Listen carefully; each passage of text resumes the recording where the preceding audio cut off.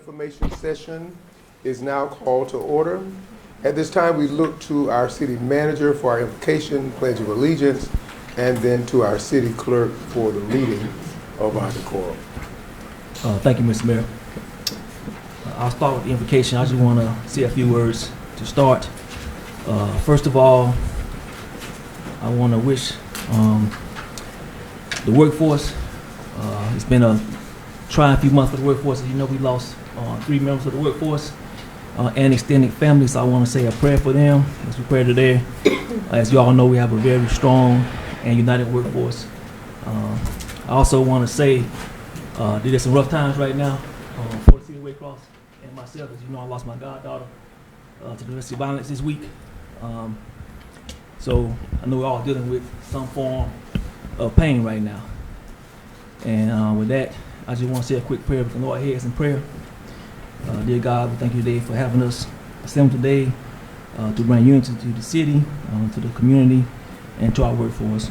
We ask you to continue to bless over us and watch over us and keep us safe in our harm's way. In your name we pray, amen. Amen.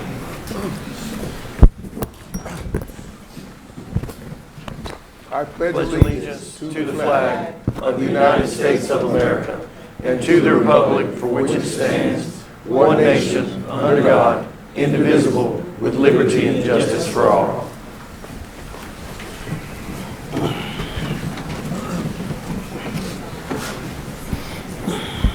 We'd like to thank our city manager for those words of remark and invocation, as well as our pledge of allegiance.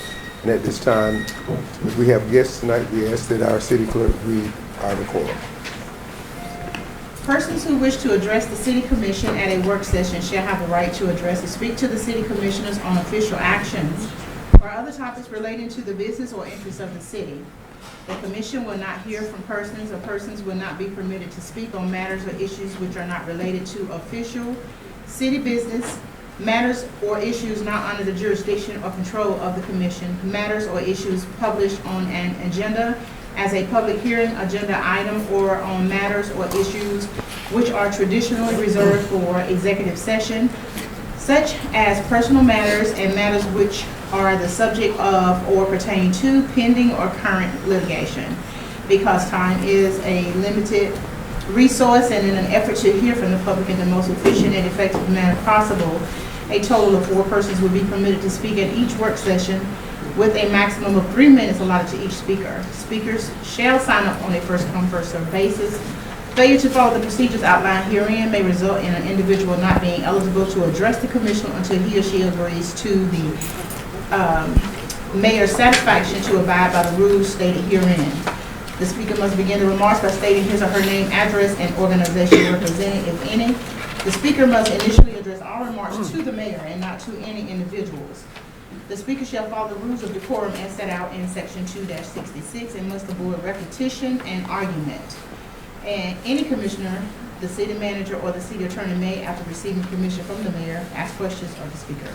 The asking of questions by a commissioner, the mayor, city manager, or city attorney shall automatically suspend the 3-minute time limit. Persons who have not satisfied the sign-up requirements will not be allowed to speak unless there is a consensus of commissioners to allow the person to speak. Thank you, Mr. Mayor. Thank you, Madam Clerk. We have heard the decorum being read. If we have any guests, would you call their names? First guest is Ms. Jessica Bennett. Ms. Bennett, if you take the podium and state your name and address for the record. Ms. Bennett is here speaking on the monument. My name is Jessica Bennett, and the address is 605 Brunel Street, Waycross, Georgia, 31501. All right. I stand before you today as a descendant of a soldier who was killed in battle in 1864. My grandfather, Calvin D. Rouse, enlisted in 1861, leaving behind his wife, his children, and a small farm here in Ware County. He was a poor farmer, like most Confederate soldiers. He wasn't a politician. He wasn't wealthy. He was an ordinary man, just like so many others who left everything they knew behind. And he never came home. To this day, we do not know where he is buried. We've only ever been told that he may lie in an unmarked grave at Poplar Grove National Cemetery. There's no marked place for us to go honor him, go visit him, or anything. My roots in this land run deep from my Native American ancestry to the Scottish settlers that formed Ware County. One of my ancestors, Captain Kyler Hilliard, who was a captain in the Confederacy, is also one of the 4 founding fathers of the very city that y'all represent. When I looked at the list of Confederate graves here, I found at least 21 of my own ancestors. So when I look at this monument, I do not see hate, I do not see oppression, I see family, I see sacrifice, and I see loss. Because when my grandfather was bleeding out on that battlefield, there were no modern political meanings attached to this. There were no arguments like the ones we're having today. There was only a man far from home dying and family waiting, and that life never returned. This monument was built to honor the dead, men who believed they were protecting their homes and their families, men who were caught in something far bigger than themselves. And I know some of y'all served in the military. You answered a call not because you agreed with everything, but because you believe in something greater than yourselves. Those men were no different than y'all. And I want to say this respectfully but honestly. This issue has divided this community more than I have ever seen in my lifetime. Neighbors who once stood together are now being pushed apart. People feel unheard. Families feel dismissed. And you cannot rewrite the loss, and you should not erase it. We can tell the full history, and we should do that. But we do not honor truth by removing it. We honor it by preserving it. So I ask you today, please do not remove this monument. Let it stand not as division, but as remembrance. Because every one of those men mattered, and some of them, like my grandfather, never made it home. Thank you. Thank you.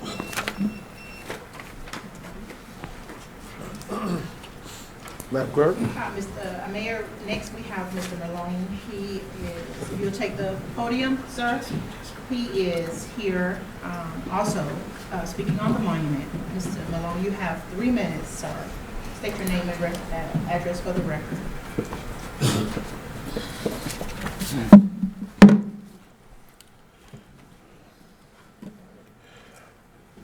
Shalom, my name is Reverend Pharrell M. Malone Sr. I reside at 709 Jones Street here in the great metropolis of Waycross, Georgia. I come to stand to affirm the City Commission and their vote to remove the Confederate monument.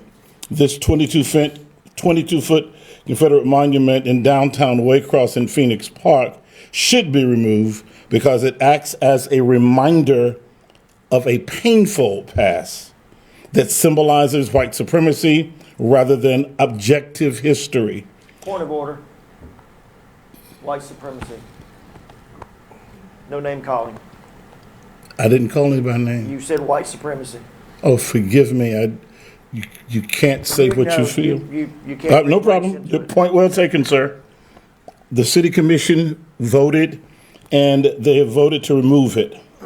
Let me explain something to you, if I may go off my script.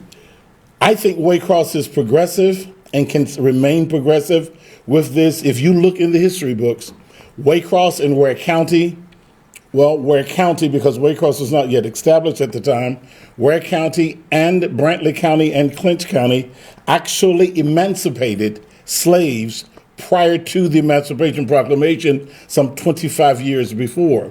I think that showed a progressiveness of trying to move forward beyond a painful past.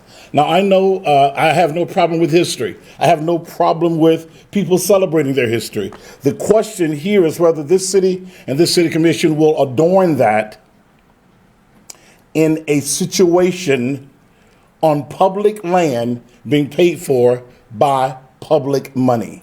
So no other, you can throw everything else away. It is not the right of the city. The city should not, according to the Constitution of the state of Georgia, allow a park in a public space to hold something that does not edify everyone within that community. Some people look at it from one perspective, others look at it from another perspective. I look at it because when I was young, you could not drink at a water fountain. When I was young, there was separation. And yes, it brings pain from both sides. So let's work on what we need to do. As I announced last week, I work for Governor George Wallace. If he can come to the realization that the Confederate flag was wrong, then we come to the realization that right here in Waycross, that continued statue brings forth division. So let's figure out what we can do to sit down at the table, come together, remove the monument, and let's have a good day. Peace and blessing, my brother and sisters. Mr. Mayor, may I, sir?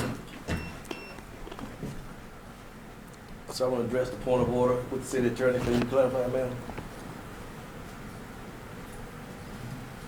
Specifically? That his point of order on that word, of those words. Let me comment just a moment.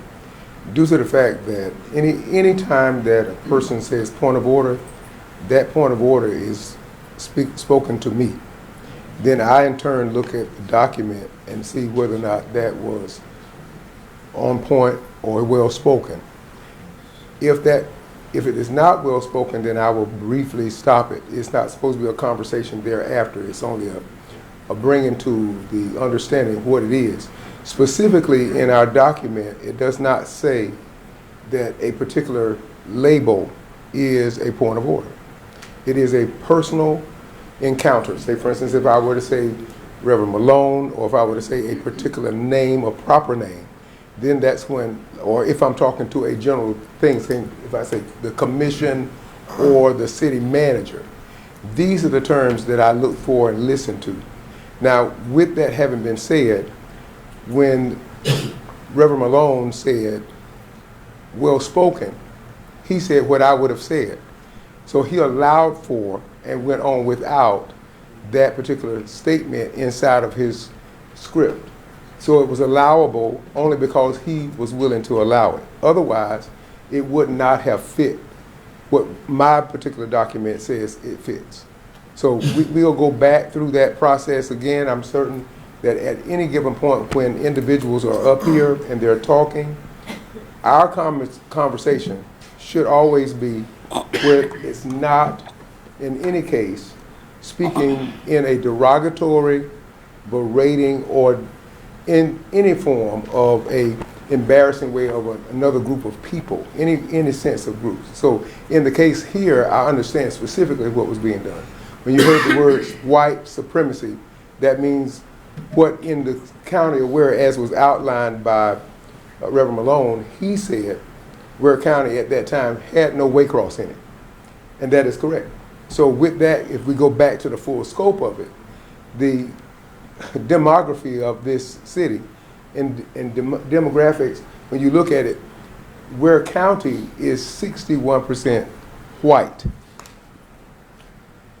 39% black. The city itself is 56. When you're bringing this conversation up, it was not a conversation about just city. This becomes county-wide as well because of what just what was just stated. So that's why I opened the door for and allowed for that particular statement to be well-spoken for clarity's sake. And if you want to document that in your newspapers or in your documents on your social media, that's the purpose and the reason why I allowed for it. Okay? Thank you. And thank you, everyone. And at this time, I'm looking for if the city attorney has any comments she'd like to make, that'd be fine. So, just to clarify, he can say white supremacy, but we can't say any other Point of order, derogatory statements. Mr. Mayor. That's correct. Point of order, Mr. Mayor. Okay. You were addressing the city attorney. That's right. If you would like for me to yield my time to Commissioner Tompkins, I will gladly do so. Yes, you're correct. Just in terms, encyclopedia terms, you can put or whatever you may have. It defines white supremacy as an ideology, not as a racial slur. Any kind of racial slur or derogatory term, no matter how you may internalize it, is what's listed in our decorum that we cannot use. However, the term white supremacy is defined as an ideology. Ideology or philosophy, correct. And that, again, I White said or beforehand. Lighter or fairer complexion superiority. That is the definition. Right. So Back to you, Mr. Mayor. for clarity's sake, and going right back to what I just recently said, you really agreed with what I just said. If it had not been for the Reverend Malone allowing for it, then at that time it would not have been well spoken, because it is a philosophy. Reverend Malone. My question is, because protocol says that I'm not supposed to be interrupted, do I get my 20 seconds back with the discussion that you all had? Because it was only 3 minutes, and that took about 20 seconds. I was not supposed to be interrupted. Exactly. Amen. Usually at the end of a statement, and that's why I said, and she read it clearly, that at any given point when a note has been interrupted by a commissioner, the mayor, or city manager, and you can see it in your decorum, that at any time that we are interrupting the speaker, we in turn have given them more time. So in his case, he said 20 seconds, and he gave it to us just then when he stood up. I'm just, yeah. And it was still on topic, so that's the point that I'm making. Madam Clerk. That is all the speakers, sir. Very good. And we'll move forward. If there are no more speakers, at this time, we look to our city manager for our travel training schedule, as well as our planning and information session. Mr. Mayor, if I can make a point of clarification and information update. 2 points before we begin the work session. Mr. Mayor, Commission today we have sitting before us members of the Wake Cross 101 class here in front of you. They will be attending for the week. You have a scheduled luncheon with them on Friday for the 101. For us today, this is the first time that we've done this. We're going to have them sit through some real world scenarios that the Commission goes through and the city staff every day throughout the week. So I just want to introduce them to you at this time. Thank y'all. We'll sitting up front. Next point of clarification, Mr. Mayor, just so everybody's understanding the problem scope, the Commission is not moving the monument. The initial resolution stated that we're requesting that the original owners of the monument come retain their property. Make sure that's clarified with everybody so they understand what we are talking about. I think somehow we got off the top, the point of the discussion was asking the original owners to come retrieve their personal property. And I'll stop there, Mr. Mayor, and move into the session. At this time, we have no travel and training scheduled, and then we'll go ahead into the planning information session, Mr. Mayor. All right. Mr. Mayor, the vision and mission remain the same. And for those in Wake Cross 101, this is the mission and the vision that the Commission developed 3 years ago, on this date, actually 3 years ago, that states the vision of the city and the mission of the city. Mr. Mayor, this is a city plan. I will speak on this briefly because we have people attending the meeting for the first time. For those who are attending and for Wake Cross 101, we developed a 10-year plan, again, 3 years ago, that we try to align our forces with. This plan is alongside the comprehensive plan and other agencies that we work with as far as Wake Cross. Right now you see that we're in the midterm. That's the years 2 through 4. And right now we're updating our policies, performance tracking. Of course, we're working on our great workforce. And we've already updated our automation systems. Commission, you did receive access to the new website, which we'll be pushing out next week. It has greater capabilities that's going to really push forward our ability to communicate with our residents. Infrastructure needs, you see that facilities, roads, water, and sewer. I'll touch on that at the end during my report. And then a long-term financial strategy. As you know, and for Wake Cross 101, we'll talk about it this week. We'll be going into the budget hearings starting this month. Mr. Mayor, that we will start with bids from the purchasing director, and I think we have 3 bids. Ms. Jackson.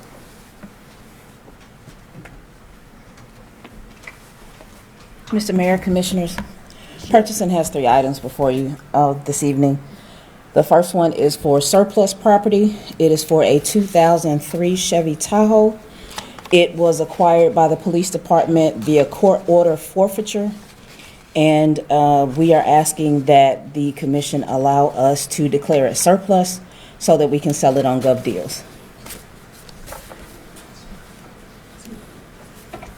Okay. So I'm going to go to the commission, and I'll start with the districts, with District 1, Yes, sir.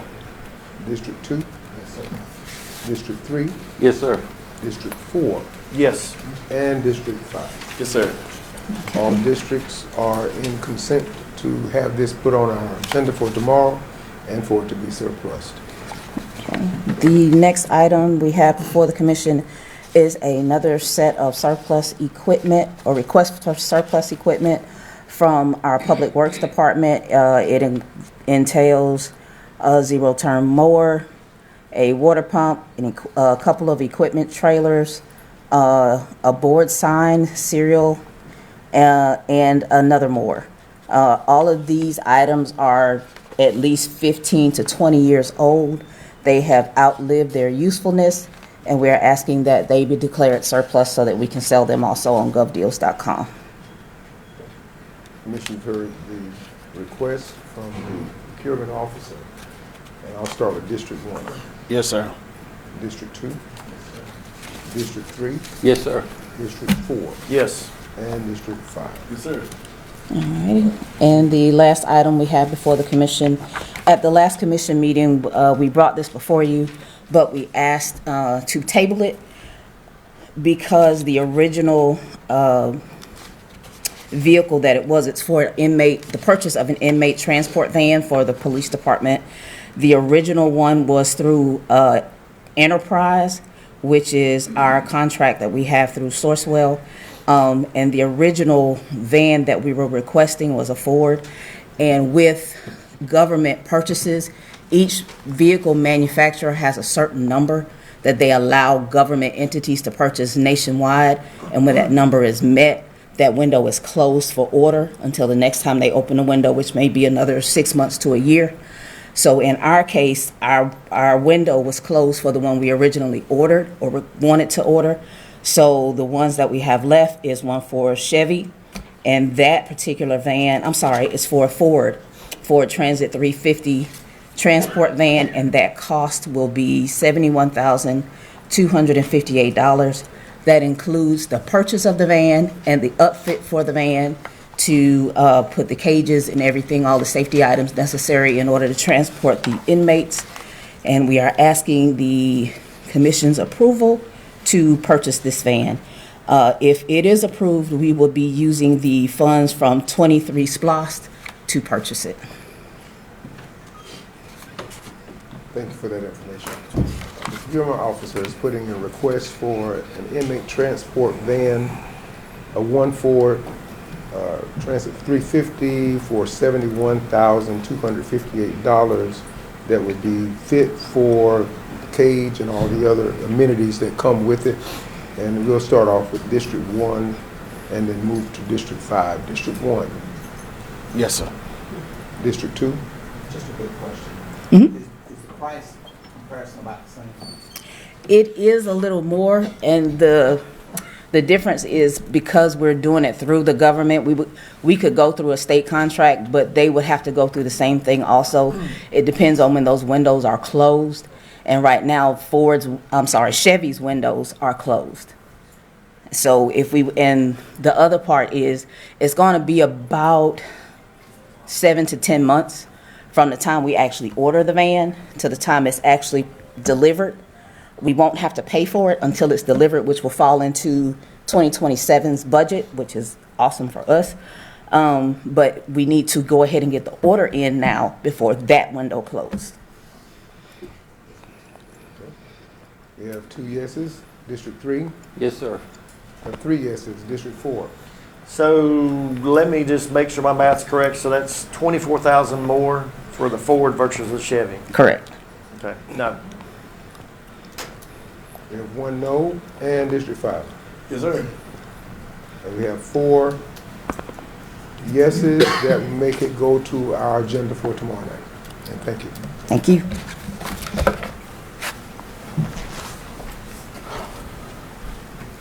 Let the Thank you. record show that the one no was from our Commissioner Tompkins, District 4. All right. Thank you, Ms. Jackson. It's time, Mr. Mayor, we'll move on to the next agenda item, which is Accelercom. They will be presenting you a brief on their request to sign a franchise agreement. Sir, if you take the podium.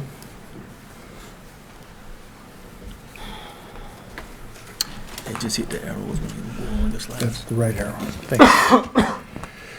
Good afternoon, Mayor, Commissioners. My name is Van McAtee. I'm the Chief Operating Officer at Accelercom. We are a telecommunications firm. We build fiber networks around essentially the southeast, as you'll see in the slide presentation before you. Our network today covers every county in Kentucky and much, but not all of Georgia. We are a 25-year-old startup, if you will.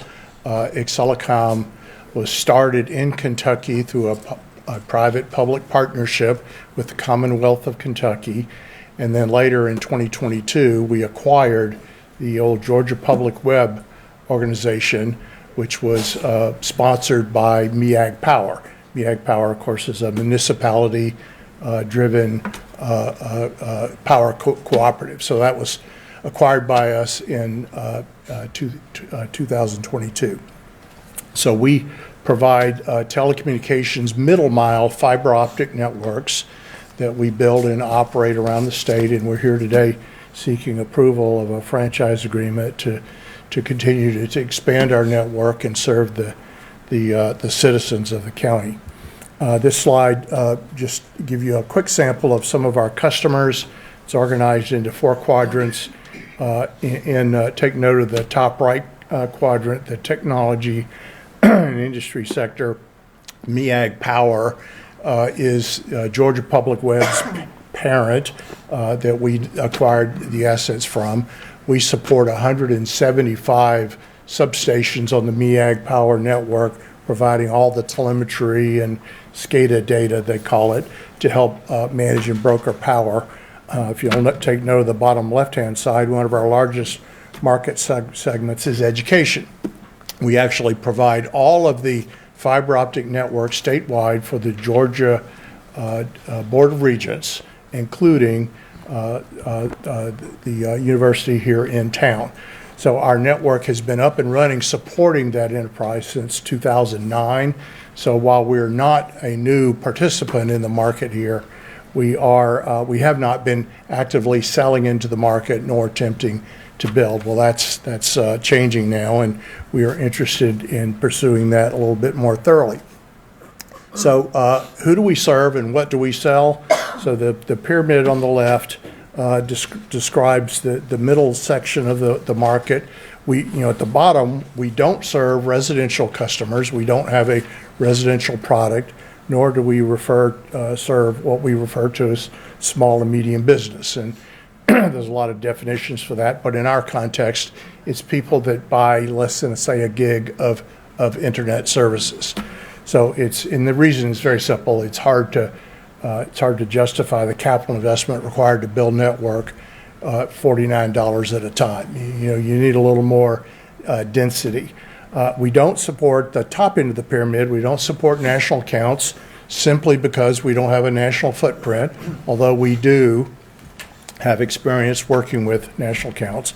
We don't support federal or Department of Defense. Again, not for no other reason than we're just not a federal provider. We do support wholesale, enterprise, state municipal governments, and hyperscalers. Hyperscalers are the Facebooks and Amazons and Akamai, who provides most of the server hosting for applications like how we stream television, that sort of thing. So what do we sell? We sell dark fiber. We sell something called dedicated internet access, or DIA. It's simply a form of providing bandwidth connectivity, Ethernet services, something called wavelength services, which is essentially a fiber optic connection that enables very high bandwidth. managed services, and then voice services. So these are our products.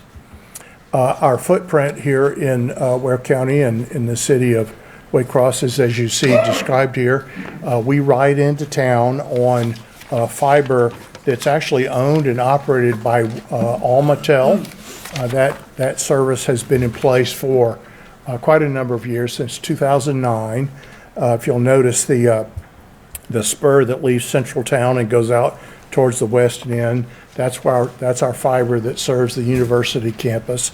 Now recently we've had one of our wholesale customers who is launching a fiber to the home venture to provide fiber services to the residents of the county come to us to buy what we call backhaul, or fiber connectivity back across the state to some of their locations.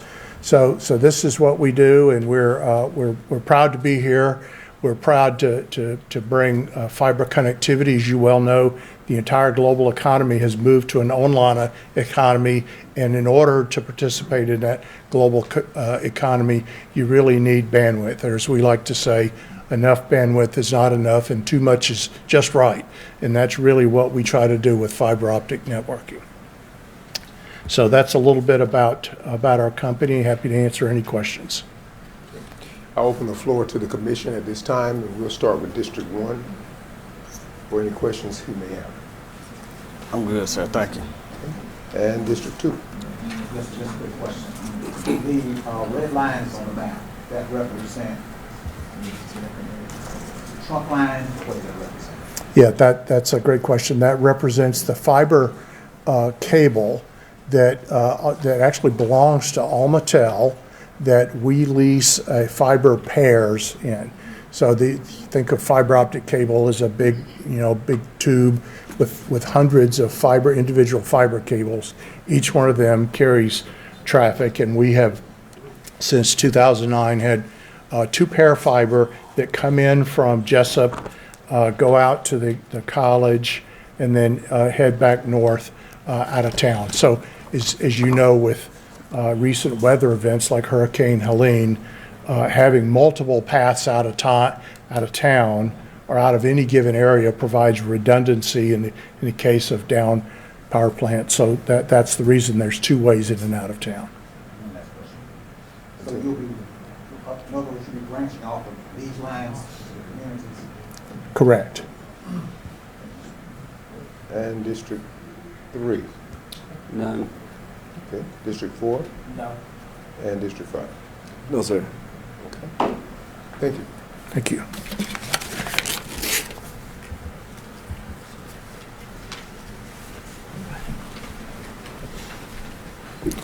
Thank you, sir. Mr. Mayor, next we'll move into a fire safety conversation.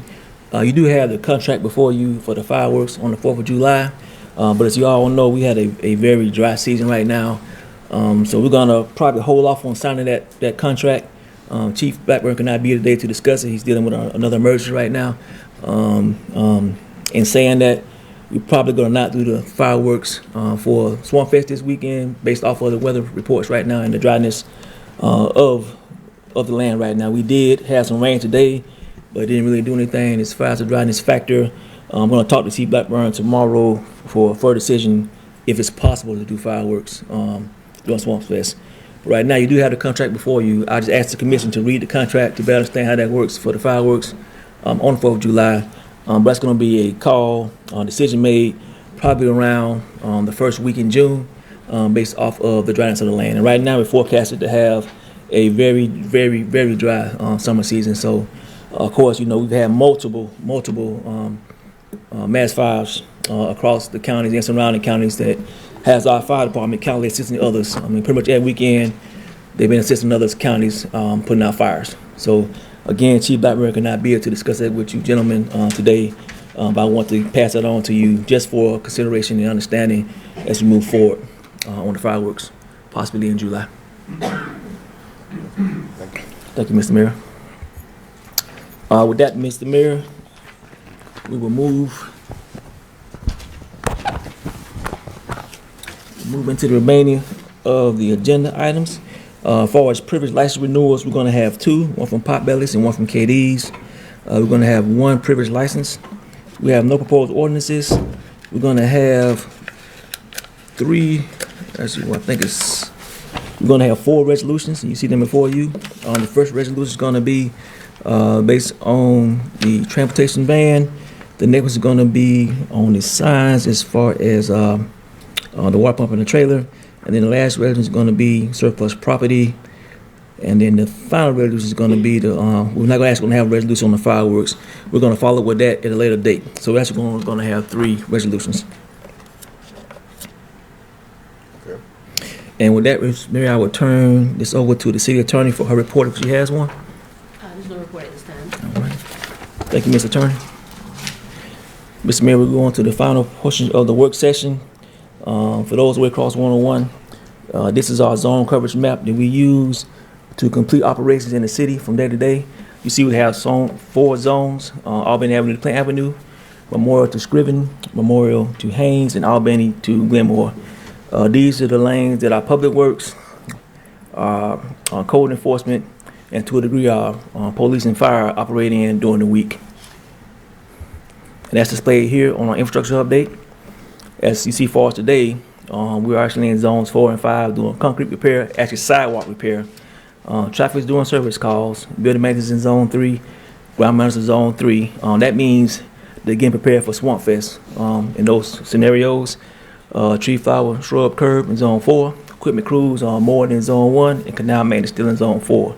Waste management in zone 3. You see our engineering projects there.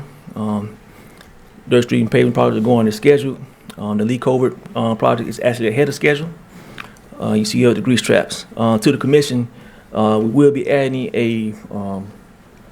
a portion of the grease trap discussion to the last second addition to the agenda, and I'll explain that at a later date during the retreat. For those who watch and work across 101, this is the dirt and street roads paving list. As you see there, we have Brunel and Scrivens. We had to move that date to April, an April start date. You see the ongoing dirt roads being paved. Quarterman Street has started, and Thomas Street is in pre-construction, and phase 2 of the wastewater treatment plant has started. Next, Commission and Work Across 101. This is the slide reflective of our roads improvement program. The key inputs here are road conditions from our robotics program, traffic volume, safety considerations, and then drainage and infrastructure needs. You see the list there. We prioritize the list based on a worst first approach, meaning we do all the worst streets first because they cost the most money at this time right now with the funding that we have, and then we move down there as far as that. That's the list we have here. Mr. Mayor, we are going to look at doing another review of the streets, probably the first week in June with the program, just to make sure that the condition on the ground have not changed. So we'll do that again, and we'll publicize that. If the list changes, we'll publicize that at that time. Okay. All right. And again, the list, the next 100 roads and all dirt roads can be found on the Waycross webpage in the engineering department down in the right-hand corner. Collaboration projects, Commissioner, Mr. Mayor. These collaboration projects, Waycross 101, these are the projects that work hand in hand with as far as GDOT.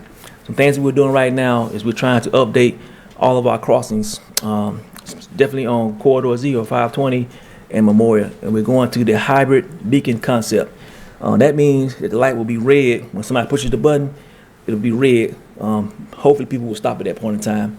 Versus right now, it's just a yellow flashing light. And we know most of the cities in Waycross do not stop for yellow lights. So we're trying to up that so our residents can be safe. Also, what you see there, it says,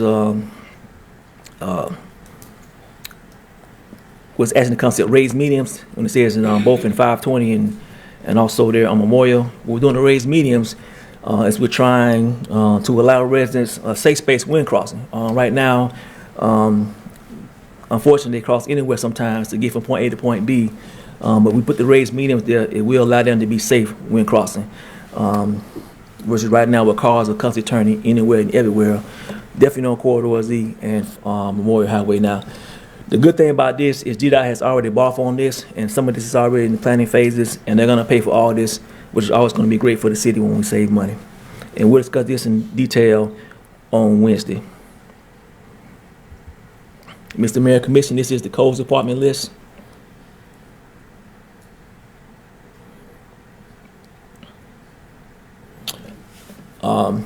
One update on this, Mr. Mayor, what we're gonna start doing, I'm gonna check with legal. I know we discussed previous about posting this on the website. We're gonna talk about it at the retreat, but I think that's a good idea, just to make sure that our residents know that we are tackling all our blighted properties and our abandoned properties. Next, Mr. Mayor Commission, and Waycross 101, this is our money slide. This is where your tax dollars go. This has been updated, so I will go by the numbers in detail. So year to date, we collected about actually a little bit over 5 million out of the 17 million proposed in SPOS tax dollars. Right now, we're close to $1 million spent on the $5.7 million appropriated for road resurfacing. Vehicle purchases, we have 4.5 million appropriated. We're working that. Park repair, the 300K was appropriated, has been split into each of the commissioners' park accounts, so they have that money in their accounts to make upgrades and changes. Infrastructure update, we have 6 million appropriated, and then blighted properties, we have 550,000 appropriated. One thing I note here, the city is trying its best to lead by example. We are conducting demolitions on all city-owned properties in an attempt to make those land spaces better. Make those land spaces better and prepared to either be resold or repurposed. All right, down next to the next one, we have property taxes. Property taxes year to date, we have 3.9 million. Local sales tax year to date, 2.8 million. Those who have been following some of our discussions, I would like you to look at those two numbers right now, time and space, and make your own decision about what's the most volatile and most stable of those two revenue economic sources. Again, property taxes to date right now, 3.9 million, really 4 million. Local sales tax year to date, 2.8 million. Our alcohol business license permits, of course, it went up, thanks to our clerk team, up to 1.3 million. There at the bottom, and it should say again, it's a typo, but these are the salaries of our workforce that we do each month for our police to provide their services, and their salaries and their benefits. It's about 420 grand for the fire department. It's about 340 grand for public works, about 320 grand, and the rest of the support staff is about 215 grand. All these services are paid directly through taxes for our residents. And again, 75% of all taxes go directly to citizen services. Mr. Mayor Commission, Waycross 101, this is our Stay Connected slide. As I stated earlier, we're moving to a new website here in the next couple of weeks. The new website has additional capabilities as far as communication that we're excited about. Commission, you'll get a briefing on that at the retreat. But until that happens, we still have the mass emergency alert notification systems.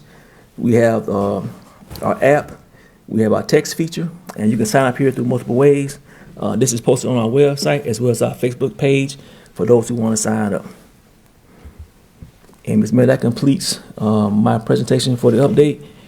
And we do have an executive session, and it's going to be litigation, Mr. Mayor. Hearing that means that we won't have a last call, but I wanted to make some comments. One comment I wanted to talk about is we just saw something, a couple of things that happened today. One of those things that happened was the role of the mayor in the city of Waycross. You probably got a chance to see a little bit of what just goes on. When individuals, say for instance, if this commission, if 3 or more vote on a topic, it still goes to the next thing. And that means it'll go to the agenda for tomorrow. Then we'll take, and the funny part about it, you can consent today and tomorrow and say no. That's the unique piece. You can get it on the agenda and then cancel it on the following day. The interesting part for me is that as a council manager commission, that means the city manager and the council or this commission has the power to make decisions. My only decision is, once they make the decision, I sign off. Whether I want to or not, it's still my responsibility to sign. Because I have no veto power, neither do I have any executive privilege. So anything that we make a decision on up here, specifically the commission, then that thing is considered a done deal, 3 or more. and it has nothing to do with me. It has something to do with your citizens who have said to each district leader, I want this done. And once they say they want it done, it is a done deal. On the other side of this, there was a comment made from the city manager regarding the Confederate statue. And that statement was to clear up that the city cannot move anything. The only thing that can be done is that it can put in a request to the owners of it to remove it. And that's the statement that's been made multiple times. So I'm getting a lot of feedback from people who come to me and ask me questions regarding it, and I let them understand that I had a friend who called and asked the question, and I said, well, this is what's going on. We, back in 2021, and that was a whole different commission than me, made a decision. They made a decision. I actually ended up in a session at the courthouse. And once that ruling was made by the judge and disposition was given, then it was given another opportunity to each commissioner, the new commission, to bring it back again. So as citizens, when you come in and make comments from the dais or from the podium, it is our job to hear it. And after we've heard it, then the commission itself still makes a decision thereafter. So if you're not understanding fully what's happening, that's why what you're seeing is what you're seeing. And what you're hearing is what you're hearing.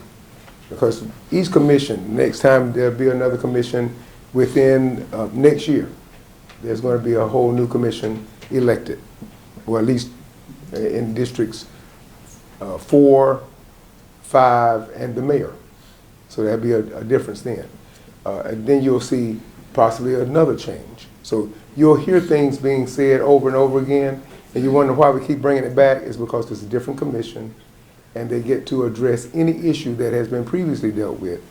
And so that's why you're hearing multiple conversations around the same topic. And I know some people say, well, why are they bringing it back up again? Citizens bring it back to the commission. When the new people come up or the new commissioners come in, that's a conversation. And it's being brought back again. Now, do we want to see it again or hear it again? Like anything, old becomes new and new becomes old. And we'll start hearing it over and over and over again. And I'm the person that gets to hear it multiple times, even when the commission is gone.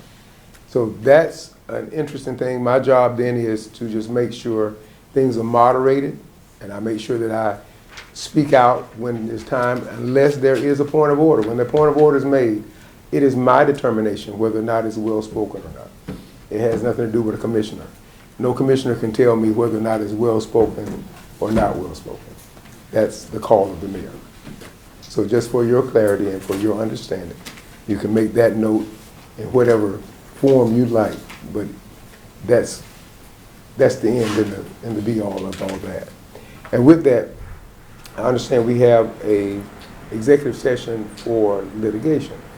Now I'll entertain a motion to go into executive session, and then I'll get a second. Once they vote, we'll go into, and I'm doing this for 101, by the way, Government 101. We'll go into that session. At the end of that session, we'll come out of that session. If you're still out in the hallway and you come back in after the executive session, we'll come back into a regular meeting. And then we'll hear what we just had in the executive session, come back to the table, whether we call it to a vote or not, and then most times that's going to be tomorrow, but in this case it could be today. If it is done and you're here to hear it, then your job then is to get the information. Most times people, after the executive session takes place, everybody walks out and goes home, right? And instead, we do have another meeting right after that meeting. Okay, so executive session just means it's a private session to talk about something that has to later on become a public session, if that makes any sense. Okay, so the goal here is to encourage you, if you like to hang around after the executive session, come back in and see what decisions are being made. You can still do that as well. So don't ever feel like you have to run home because we're in executive session. That executive session is just for us to get clarity on a topic that is being presented to us. And it may not come up in the next thing. It may just be that we open the meeting and we come back and someone offers motion that we close the entire meeting for the day. And if that be the case, then I'll gavel out adjourned. Okay. So just for those who are learning, I like to share information. Okay. And with that, I'll entertain a motion to go into executive session for litigation. So moved, Mr. Mayor. We have a motion from our Mayor Pro Tem, Commissioner Simmons, to go into executive session for litigation. Is there a second? Second. We have a second from our Commissioner Sanders. We have any questions about this? If not, we'll move into voting. All in favor, if you will, raise your right hand for the record. And it seems that we have a unanimous vote, and we're going into executive session. Thank you, everyone, for being here. If you have to leave, thank you for having shared with us today. Document.